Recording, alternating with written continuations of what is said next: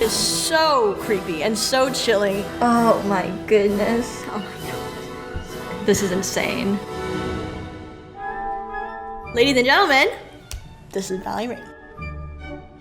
Today, we are subjecting ourselves to abject emotional trauma, which seems to be an increasingly favorite pastime of ours on this channel, apparently. Which is to say, today we are going to be watching the most famous and arguably one of the most emotional death scenes in the ballet rep, which is, of course, the mad scene from Giselle. This scene is famously artistically demanding for the dancer, and it is one of the only times in ballet where the dancer is required to be completely uninhibited and mildly unhinged on the stage. It's also filled with flashbacks, flash forwards, and also internal monologue, all forming a complete narrative arc of Giselle's descent into madness and eventual death. So today we are going to watch through and talk you through the entire mad scene so that you also can come away just as emotionally wrecked as we are. If we're gonna go down, you guys are going down with us, so if you're excited and ready for the video, then tap the like button, hype it as well, and let's get going.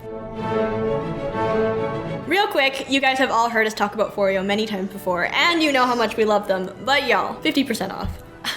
For those of y'all who have not heard us yap about Foreo before, Foreo is basically one of our favorite skincare brands that specializes in LED treatments that will completely elevate your skincare routine. One of our favorite products is the FAQ 202 face mask, which is majestically and beautifully set right here. Oh, she glowing. The FAQ 202 face mask is an FDA cleared LED face mask that features 8 different wavelengths or colors of light, which targets basically every possible skin concern with clinically proven results. One of the light settings, this one as a matter of fact, is near infrared light, which is basically the frequency that penetrates the deepest into the skin, and it really helps to prevent and to heal fine lines and wrinkles and sunspots and so much more. The mask is super easy to use. You literally just put it on. I mean, bonus points if you use the FAQ red light peptide serum, because the serum actually contains photoreactive ingredients, and then you literally just hit the button, or you can use the app on your phone and let Foreo do all of the thinking for you. It's honestly so comfortable. The mask is made of silicone, so it literally molds to like every single face shape. They also have the UFO 3, which is basically like an entire spa level treatment from the comfort of your own home in minutes. But regardless of what product you get, Foreo is guaranteed to make you glow from within and increase the health and vitality and luminosity of your skin. To celebrate Foreo's birthday, happy birthday Foreo, you can click the link in the description box below, or you can use the QR code right here on the screen, bing, in front of my face right now. You can use the code BalletR35 and you will get 35% off almost all of their products, and this includes sale items, which means that you can get savings up to 50% off. Make sure you guys hurry because the code is only available for a limited time. So thank you so much to Foreo for partnering with us on today's video, and of course a very big happy birthday from all of us here at Ballet Rain. Emotional devastation, let's go. Our very favorite pastime. Before we dive into the depths of emotional despair, we're gonna give y'all some context. If you don't know a lot about Giselle, we did do an entire video analysis of it, talking about the creation of the ballet and also going through the entire storyline for you. The music for Giselle was written by Adolphe Adam, and the choreography was originally Jules Perrault and Jean Corali, but of course, as ballet things go, it was revised by our man, Tenenbaum. And that's the version that most companies are based off of today. At this point, the mad scene of Giselle is the turning point between Act 1 and Act 2. So Act 1 is very lively, very bright, very happy townsgirl, harvest time vibes. And the mad scene is the point at which this beautiful, vivacious, lively scene gets turned on its head and it pivots into the most absolutely dark, haunting, ethereal Act 2. The peasant girl Giselle is in love with the peasant boy Lois, so she calls him. Plot twist, of course, Lois isn't actually a peasant. His name is Albrecht and he is a count. And furthermore, he is already engaged to marry someone else, a countess named Bathilda. Giselle's other admirer named Hilarion is the one who exposes Count Albrecht. This is the point where Giselle kind of realizes what's just happened, that the man that she loves isn't who he claimed to be and is actually engaged to somebody else. And so this is where Giselle sort of loses her entire mind. So anyway, this is where we're picking up with the commentary. And the version we're watching today is the Royal Ballet's production of Giselle. And we thought long and hard about who to use for this commentary. But in the end, we decided on Natalia Osipova, because when it comes to artistic portrayal, Natalia is an absolute powerhouse. Albrecht in this production is Carlos Acosta, who is fantastic as well. Like, he's genuinely one of the most fantastic actors that I've ever seen. And so So the nobles have just been summoned, and so they're coming into the square now. There's one. And of course, Albrecht is extremely stressed because he knows he's about to be exposed. And he can't escape. Yes. So he has to essentially just kind of stand up and own up to the fact that he's not who he says he was. There's Batilda. And she goes, oh my goodness, what are you wearing? And he says, all this? Well, I guess I wasn't thinking. Honestly, that is the lamest possible explanation. See, the men who cheat are never good at making excuses. No. His portrayal here is insane. He's so good. I love him as a dancer, obviously, but also as an actor. Yeah. Because he has such a humanness to his acting, which is why he pairs really well with Natalia. Yeah. Because it's such a very candid portrayal. Yeah. Nothing he does feels like theater. It feels very much Conversational and very, very real. And I think that's what makes him stand out as an artist.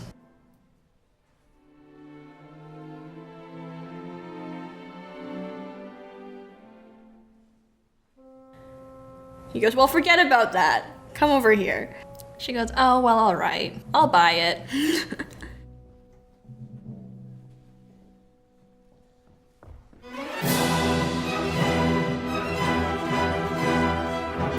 She says, what's going on? What's happening? And she goes, he and I are engaged. And Giselle said, well, I'm engaged to him too.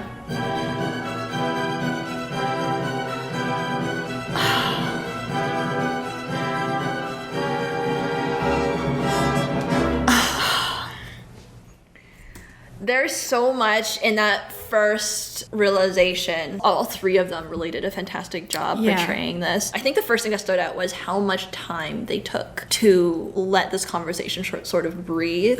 There wasn't any big dramatic gestures even, hardly. It just felt very conversational, natural and conversational, which I really appreciated. When she first burst through them like that, you can first see her panic and her fear and her confusion, and then you can almost see her try to rein it in, and then calmly approach the Countess and be like, so what's the issue here? What's going on? Can you explain this? Yeah. And then what I love about Batilda here, it's so good. What do you mean? Well, obviously he and I are engaged. It has an almost not condescending, but she's very certain of what she knows is true, and so she's like, why would there be any issue? It's even just a little head tilt of like, did you what's not your know problem, that? girl? Like, what I love is how Natalia does not overplay this. And because it's so understated, it gives this impression of she's almost incoherent because she's in so much shock. And then instinctively, of course, she turns to ask him because he's the only one that she trusts.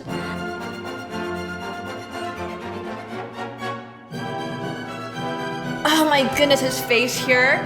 You can tell he's so conflicted, and you can feel how much he dreaded this moment, and he was like trying so hard to avoid this situation at all costs. Because I think in this version and the way he portrayed it, he really did love Giselle. I think part of him really, really wanted this to work out. Part of him just really wanted that simpler life. And I think he knows by this point, since they've been together for a while, that she's very pure-hearted and that she did love him fully with everything that she had. I think it all kind of compounds here. He knows exactly how hard this would hit someone like her. Exactly. And so he's kind of just gripped by this absolute horror. He's almost accepted like he's lost her. Like this will break her in a way that is almost irreparable. And the way he can't look at her, it kills me. The moment they make eye contact here, that's the moment where I believe that she goes into shock. I think so, because he's only ever looked at her with love and adoration and sincerity throughout the entire first act of the ballet. True. Up until this point. And so when she looks at him there, I think she just sees something in his eyes that she's never seen before. And I think that's really what shatters her entire world.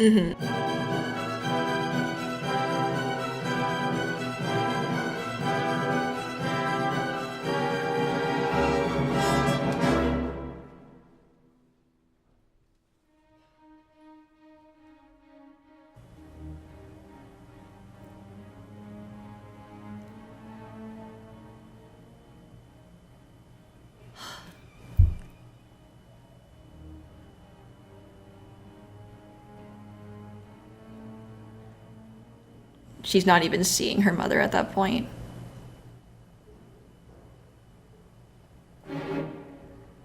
Hilarion trying to help. And the way her hands just kind of hover, like, they don't really know where to go. And this is a theme that, if you'll remember, comes back from the earlier in the ballet, when she first meets Albrecht.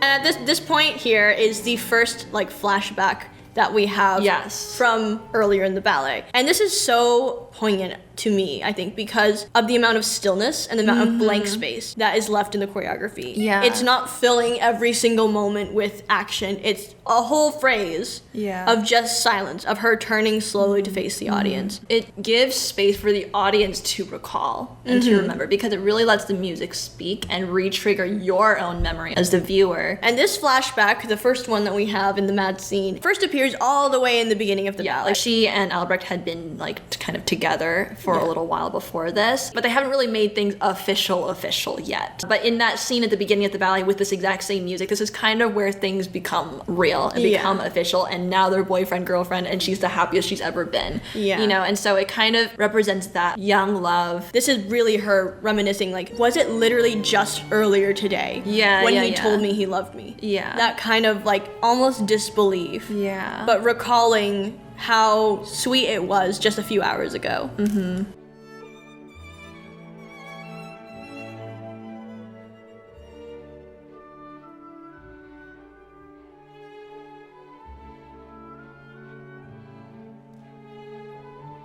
And this is her remembering the exact scene from earlier in the ballet, because if you scroll all the way back to the beginning of the ballet and you watch it through, they literally have this exact conversation where he says, I love you and I'll promise to love you forever, and she says, oh, don't swear, that's bad luck. It's bad luck. Here's how we'll find out if you love me. A plant. And she a plant, and she runs over, she picks a daisy, and then they literally have this da da da da da da da da, and then she sits on the bench and does the whole he loves me not thing. And this is literally her reenacting that, only now in the Mad Scene where she's losing her mind. It is so creepy and so chilling. And I think it's really incredible the effect it has when she just kind of stares into the void. She's almost not really there, but she's watching the whole scene from earlier. Oh my god, it said he loves me not. And oh yeah, when I counted, it actually said he wasn't true. And so she's remembering everything, and it's like she's literally replaying it.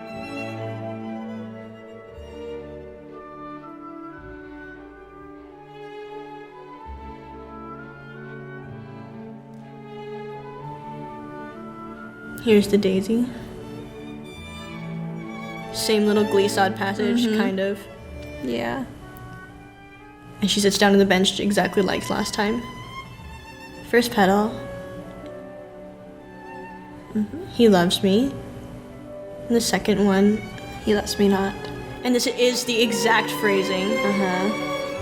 She said, but he promised, and he did promise.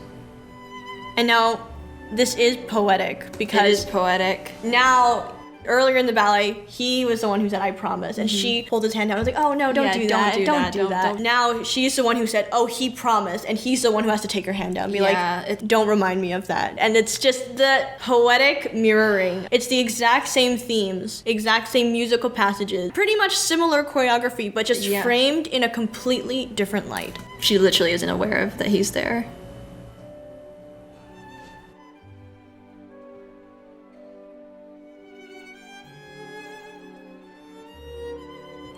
And here she sees Albrecht's sword, which again is another sign of his nobility. Because only the noblemen have that really long big sword. And so I guess now she's reminded once again he's not who he said he was. Everything in her surroundings right now is just reminding her more and more of his betrayal. And that's the cruelty of this scene. The one person that she loved, probably the first person she ever loved, is not true.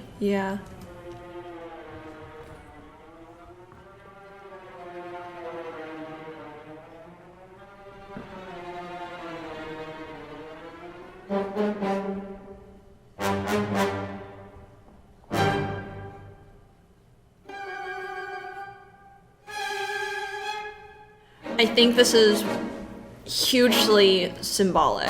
And I think that this is kind of where the exact moment where the music changes and becomes a little bit more frantic and a little bit more urgent. I think that's really where we flip off the mental reflection that we just saw, and it goes completely into the physical, and it's like her body just takes over with feeling like his betrayal, or the sword that represents it, I suppose, is what's eventually going to end her life. It kind of has that reflection in it. This hurts so bad. I would rather die by this than anything. But it's not even a conscious thought. It's just a physical response to what's happening. It's terrifying. It is absolutely harrowing. I think this actually does vary from company to company. It does, yes. In some versions of Giselle, she does succeed in stabbing herself with the sword. Yeah. And in a lot of other versions, someone yanks the sword away from her before she can actually go through with it. Yeah, it's usually Hilarion. Sometimes it's Albrecht. But the original version, like the original Giselle, does include her actually stabbing herself. That's kind of cool that Natalia decided to go with that interpretation.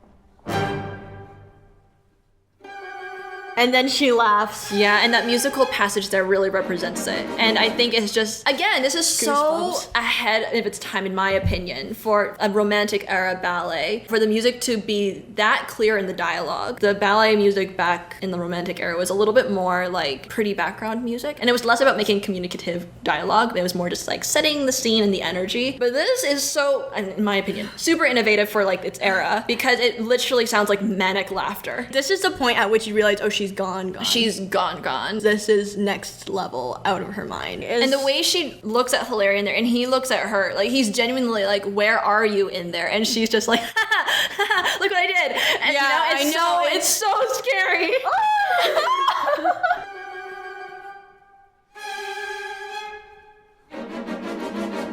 And then she sees Matilda and she's like, oh, that is so well executed. That was so well executed. It's so realistic and so candid. Just hit and then just down. But again, it's just her physical reaction to it. It's not even her brain is there. She just like, oh, Countess is here. I have to bow. And then she's just like down. It's so good, you guys. The acting is incredible. This is kind of where she comes a little bit more into herself, just for a second. You can see, like, even in the beginning there, when she kind of, like, just leans into him a little bit. It's like she's finally, like, I think just seeing the Countess maybe just, like, whoa, brought her back into herself for a little bit. Here we have the second flashback. This theme is a quieter and more halting version of the harvest dance that she and Albrecht danced. This represents her slightly coming back to her humanness. You can see how she comes back to her mom and she's like, oh, I can see you now. Yeah, and you hear that human sounding music, but it's a little more halting, a little bit more like disoriented. Yeah, I love that aspect of the music. It's so good. Her lucidity and her coherence is like stopping and starting and stopping and starting. Exactly. It's so fuzzy and it's just so blurry for her at the moment. But she is slightly back.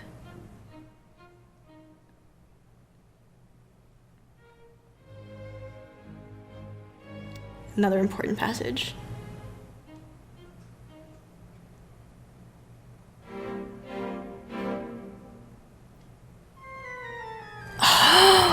Okay, this is actually one of the most important flash forward. Technically a flashback, but it is a flash forward as well. Yes. This little chromatic woodwind passage is the motif for the wheelies. Yes. Which are the vengeful spirits of the ghost girls who have died before their wedding day. It's supposed to sound like a ghost just fleeting and floating away. At this point, even though she's kind of coming back, she all of a sudden starts like almost hallucinating in a way because she's like seeing the ghosts fly this way and she's seeing the ghosts fly that way. And she's like, she feels like compelled to follow it.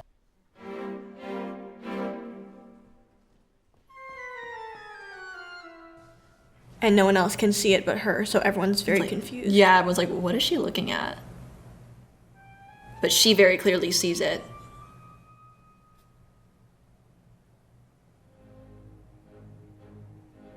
And then the scene comes back and she's a little bit more in herself again. Just a little bit. She remembers the dance from earlier, the exact same passage.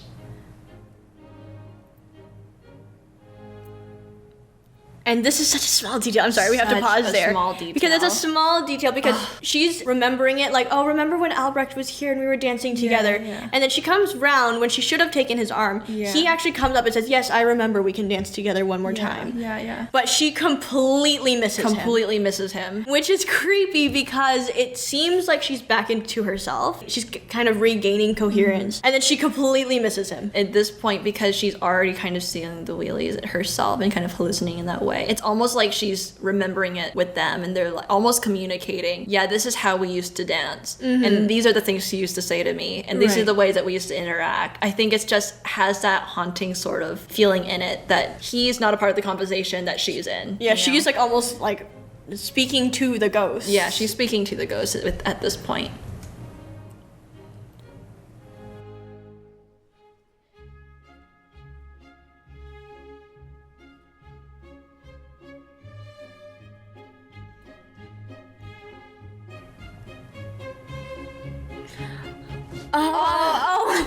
This whole thing is incredible. So good. Wait, this is unique to her, This is very Natalia, and like Natalia's only special, if you would. There's so much in this because the music is again the continuation of that same dance with Albrecht from earlier, except on top it just continues to get wilder as the music gets a little bit faster, and she's remembering so many motifs. Here she's pointing to the door of her cottage. And then the second motif is knocking at the door that she heard when Albrecht came to call on her. And again, it's just all of these memories are just flooding through her psyche all at once. And I love it because it not only portrays the fact that she's flashing back to that dance, she's flashing back to when she said, I hear someone at the door. She's flashing back to the very beginning, her first entrance of the ballet. Yeah, the very beginning. And it's layered on top of her other flashbacks. And then it completely breaks in this one collapse when her heart literally starts failing.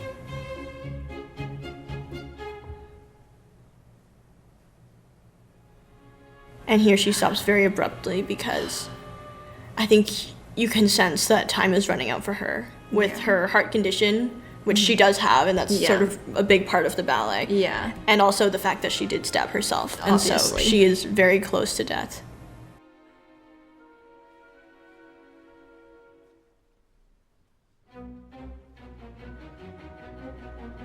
Things really come to a head. And I love how this, and I think this is, you know, when we said earlier, you know, you really have to go all out with this and you have to be completely unballetic and completely unhinged with this. There is no pointed feet. Like you just sprint, you just run for it, and you have to go full send. Lose everything. You have to go full send with this. Yeah, it's not supposed to be a beautiful ballet run. No. And you know, we dancers, we spend a lot of time learning how to beautiful ballet run. It's one of the arguably one of the harder things to do in ballet, believe it or not. Running pretty in ballet is so hard. But we don't need it here. No, we don't need it. We throw it all out the window here because she's losing her mind. And it's just like the sudden panic, and she doesn't recognize anybody anymore.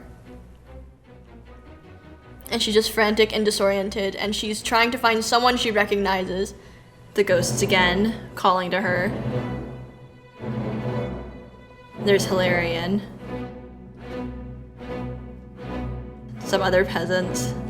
Finally, she sees clearly enough to see her mother one final time. And oh my goodness, there he is! And her heart stops.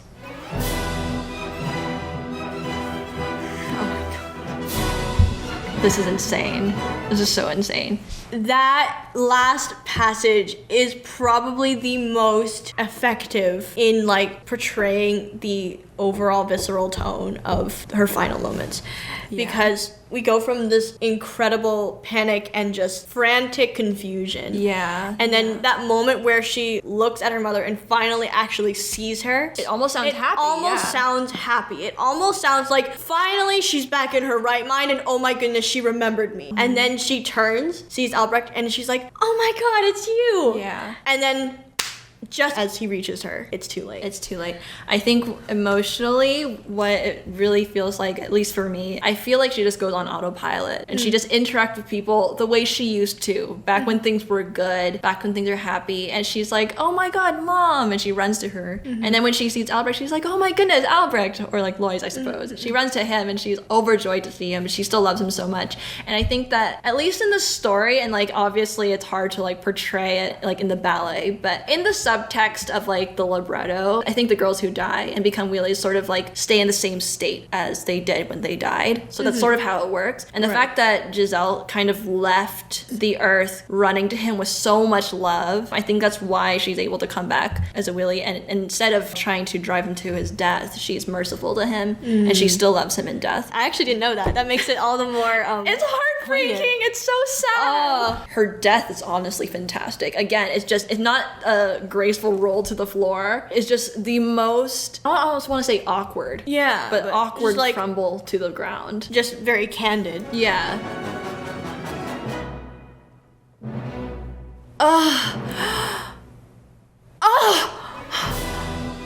And it's like he didn't see it coming either, because he literally just drops her by mistake. Like she just fell out of his arms. Yeah, because he expected her to actually, I know. hold him back. It's just the note. It's just like silence. Silence. The silence is so loud. I love that it's silent enough that you hear the sound of her falling to the ground. That's so and good. and technically in ballet, you're not supposed to hear the dancer's shoes as much as possible. Like we want the dancers to stay quiet. For this scene especially, I love that you can just hear her crumble. It adds to the cinematic experience. To the realism of it. Yeah, and it's really good. It's absolutely insane. And your whole heart just drops with that last note. Da-da-dum, and you're like,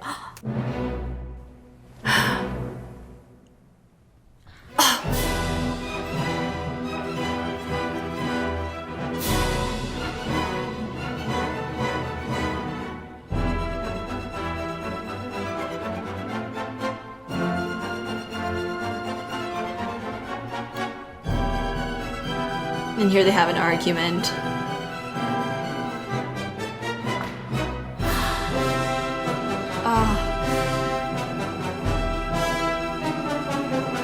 This whole scene is, I mean, first of all, Carlos Acosta is amazing. he does such a good job in portraying the absolute agony of this moment. And he's not afraid to go completely full out on this and really let us feel the bitterness of that sort of emotion. I think part of him wants her to know, like, even if she's like a tiny bit still there, he wants her to know that he loved her. But then once he looks at her and you can see like he kind of like let her go down, he like looks at her eyes and she's like gone. And that's when he turns on Hilarion. He's like, listen, bro, this is your fault. And then Hilarion here, it depends on the version, but I believe Hilarion in this version really did love Giselle, truly. And he didn't expose Albrecht to send her into the spiral. So both men are kind of like distraught because they both had a play in it. Yeah. So now they're just pointing fingers. The entire village erupts in just this absolute chaos. All of the dukes and duchesses are sort of like just fleeing from the scene. They're like, oh my goodness, someone died. Let's get out of here. Exactly. It just feels like everyone's just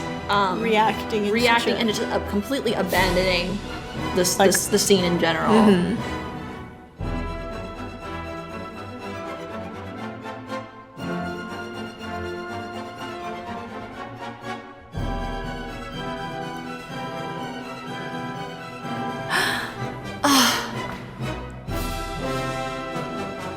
On her friends. And the music here is so like just wailing, absolute despair, and like the amount of pain in that one phrase of music. It's so it screams with the characters. Yeah, exactly. And I love this moment where he kind of just looks around and he realizes how everyone's just deserted him. Yeah. And I think it's this intense feeling of loneliness and despair. So he has no one to comfort him, no one to do anything. He is alone in this. And even like the girls there, like they just immediately look at him like he's a monster. There's absolutely no one having compassion or mercy on him. I mean, like, rightly so, honestly. Later in the ballet, this kind of mirrors Giselle being that one person who has compassion and has mercy on him. This scene here where everyone just leaves him, it really makes Act 2 just feel that much more impactful. Yeah.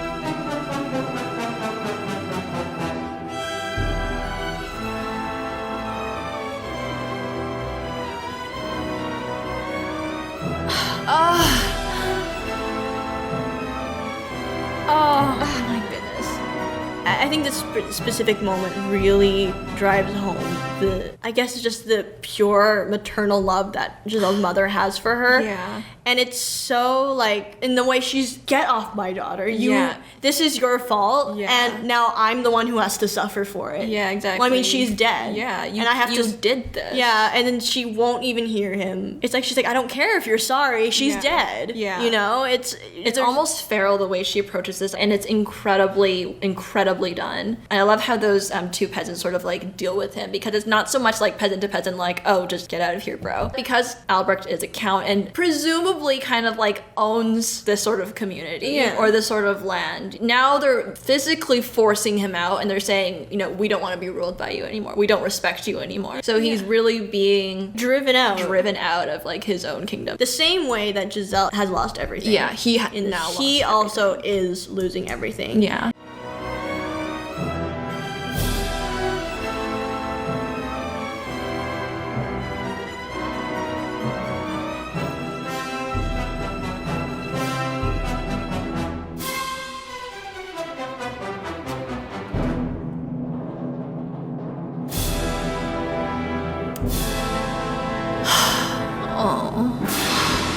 Oh my goodness. Oh my goodness. Wow. Okay. If that's not a commentary. That is a mad scene, you guys. That was madness. And look, 1.9 million views on this video.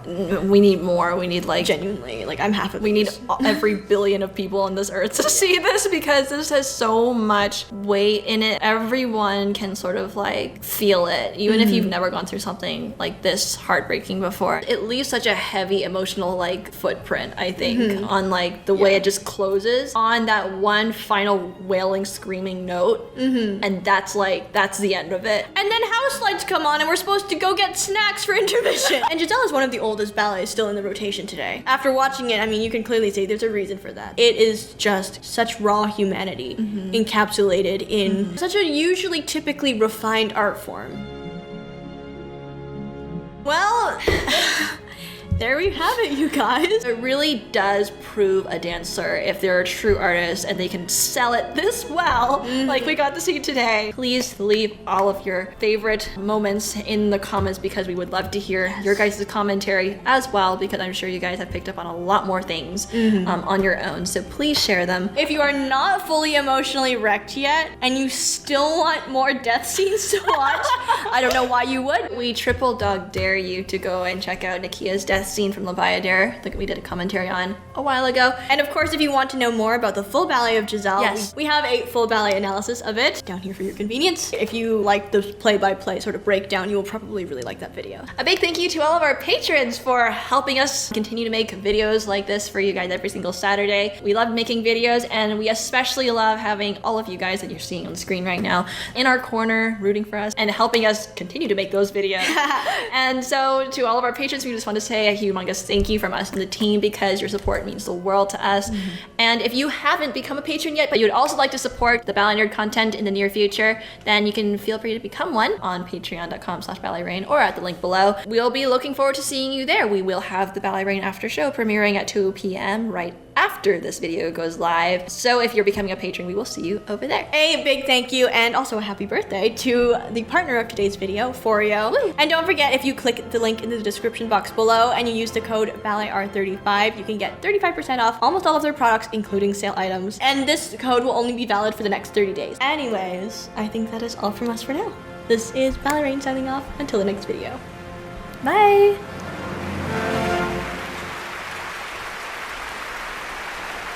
All forming a complete narrative arc.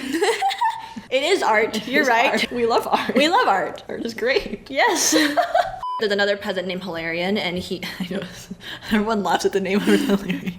I feel like they did him dirty with that name, to be honest. Anyway. There's nothing hilarious about his life, to be honest. He gets the short end of the stick. He gets rejected by the girl he loves, and he gets danced to death for doing what? Nothing. He just exists in the plot to get absolutely obliterated. Destroyed, yeah. And do not forget that, actually, knew you were going to do that. I knew you were going to do that. Actually, can you tell whose the glasses were among the two of us? Can you guess? Can you guess who's which one of us wears glasses? Yes, one of us wears glasses. I think actually we probably gave it away. Have we? Before. If we have, then if we have, then below the video and a timestamp. whatever.